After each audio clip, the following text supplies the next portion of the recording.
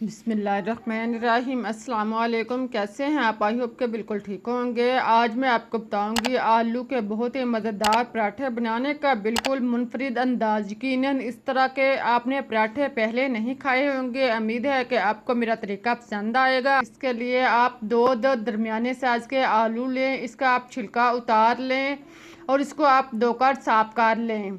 आप आलू एक लार्ज साइज का भी ले सकते हैं या दो दरमियाने साइज के ले सकते हैं। इनको आप काट लें, देखें दरमियान से काट कर फिर आप इसको छोटे छोटे टुकड़ों में काट लें। इसी तरह आप दोनों आलू को काट लें और इसको आप एक प्लेट में डाल लें। इसको आप एक साइड पर रख दें। अब आप दो दरमियाने साइज के प्याज लें, इसको आप छिलका उतार कर इसको धो लें। इसको भी आप छोटे छोटे टुकड़ों में काट लें। देखें इस तरह आप प्याज को छोटे छोटे टुकड़ों में काट लें।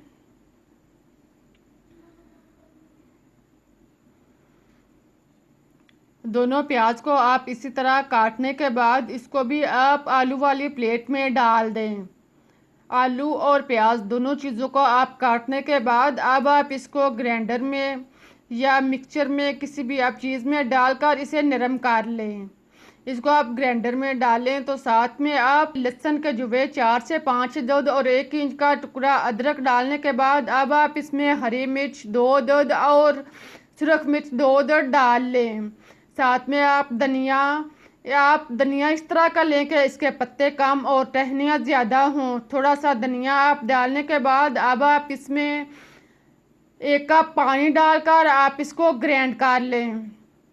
इसको आप अच्छी तरह ग्राइंड करें, सारी चीज़ों को आप खूब अच्छी तरह नरम कर लें।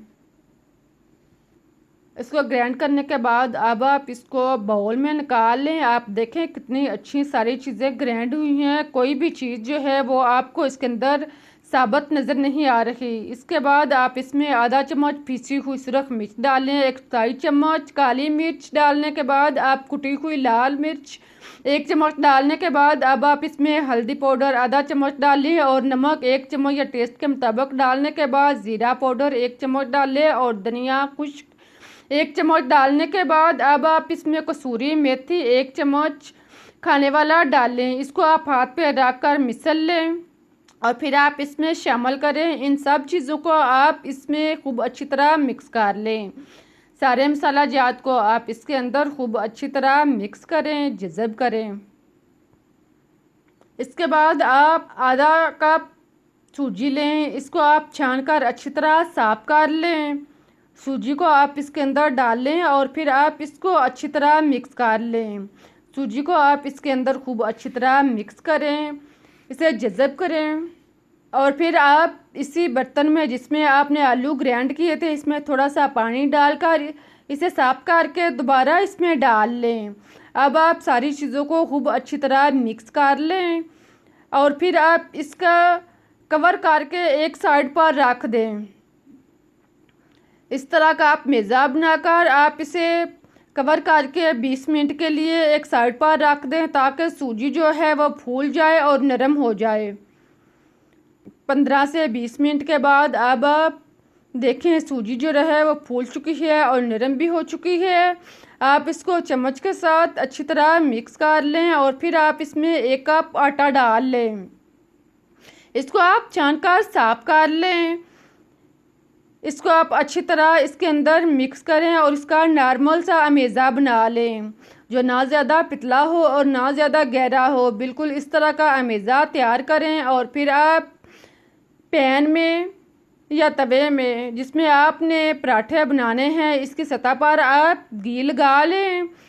घी या ऑयल लगाने के बाद अब आप इसके ऊपर 1 से 2 बॉल भरकर डालें और इसको आप घुमाकर इसका गोल सा पराठा तैयार कर लें। देखें इस तरह आप इसका गोल सा पराठा तैयार करें और फिर आप इसको लो आंच पर पकने दें। इसे आप 2 से 3 मिनट तक लो आंच पे पकने दें कि ये ऊपर से पराठा जो है मुकम्मल तौर पर खुश्क हो जाए। आप देख रहे हैं कि आप पराठा जो है ऊपर से खुश्क होना शुरू हो चुका है। जब ये मुकम्मल तौर पर खुश्क हो जाए तो आप इसके ऊपर थोड़ा सा ऑयल लगा लें। इसके ऊपर ऑयल और साइडों पे भी आप थोड़ा सा ऑयल लगाने के बाद अब आप इसकी साइड चेंज कर लें। आप इसके साइड चेंज करें और फिर आप दूसरी साइड से भी आपको इसको इसी तरह पकने दें। साथ में आप इसको दबाते जाएं और हरकत देते जाएं ताकि पराठा जो है वो अंदर तक क्रिस्पी और मज़े का तैयार हो और अंदर से कच्चा ना हो। और ख्याल रहे कि आपने इसको तेज़ आंच पे नहीं पकाना, आप इसे नॉर्मल आंच पे या हाई लो आंच पे पकाएंगे तो पराठा बहुत ही मज़ेदार और टेस्टी तैयार होगा। अगर आप इसे तेज़ आंच पे पकाएंगे तो ये ऊपर से जल जाएगा और अंदर से कच्चा रहेगा और टूट भी जाएगा। इसे आप अच्छी तरह क्रिस्पी ब्राउन करें। जब दोनों साइड से यह ब्राउन हो जाए तो आप इसको उतार लें। आप देखें कितना अच्छा मज़े का और टेस्टी पराठा तैयार हुआ है। इसी तरह आप इसे दूसरे पराठे भी तैयार कर लें। अब मैं आपको तोड़कर दिखाती हूँ कि आप खुद देख लें कि पराठा कितना अच्छा नरम और मज़े का तैयार हुआ है, अंदर से कच्चा भी बिल्कुल नहीं है और क्रिस्पी भी तैयार हुआ है। इस तरीके से जब आप पराठे बनाएंगे तो यकीनन सभी को पसंद आएंगे और सभी उंगलियां चाट कर खाएंगे। उम्मीद है कि आप लोगों को भी रेसिपी पसंद आएगी। अगर आपको रेसिपी अच्छी लगे तो इसे लाइक करें, चैनल को सब्सक्राइब करना मत भूलें। फिर मिलते हैं एक नई और मज़ेदार रेसिपी के साथ, इस दुआ के साथ कि अल्लाह हमेशा आपको खुश आबाद और मुस्कुराता रखे। अल्लाह हाफिज़।